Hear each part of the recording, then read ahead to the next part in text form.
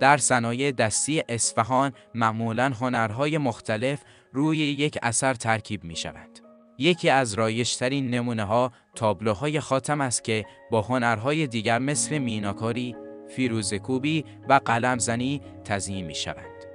در ادامه تعریف هر کدام را برایتان می آورم. خاتمکاری هنری است که با چوب‌های ظریف و حتی استخوان شتر و عاج فیل را با نقش‌های هندسی بسیار ریز و منظم مثل ستاره‌ها و چند زلی‌های رنگی پوشانده می‌شوند. و این هنر خاتمکاری در اصل در شیراز وجود داشته و بعداً هنرمندان اصفهانی از آن استقبال نمودند، به نحوی که در کارهای خود در زمینه بقابه اصلی تابلو استفاده می‌کردند و به نوعی بستری برای قرار گرفتن دیگر هنرهاست. میناکاری هنر نقاشی و طراحی بر روی فلز که معمولاً مس، طلا یا نقره است انجام می‌پذیرد و در انتها با لعاب و رنگ‌های مخصوص در کوره حرارت می‌بینند.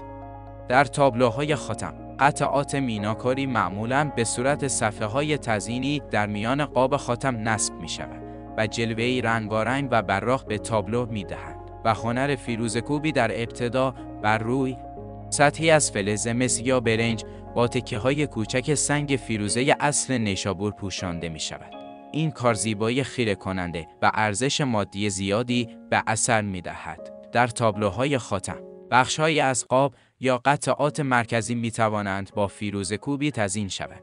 قلمزنی به هنر حکاکی و ایجاد نقوش برجسته یا فرو رفته روی فلزهایی مانند مس، نخ و یا برنج کوبیده می‌شوند. این نقوش معمولاً شامل گل و بوته، چه کارگاه یا آیات و احادیث هستند. در تابلوی خاتم یک صفحه فلزی قلم زده در وسط یا اطراف کار قرار می‌گیرند. تابلوی خاتم اصفهان در واقع یک اثر ترکیبی است که قاب آن با خاتمکاری ساخته می‌شود و داخل آن می‌تواند مزین به میناکاری، فیروزه‌کوبی یا قلم زنی باشد. این ترکیب هنرها ارزش هنری و تزیینی اثر را چندین برابر می‌کند.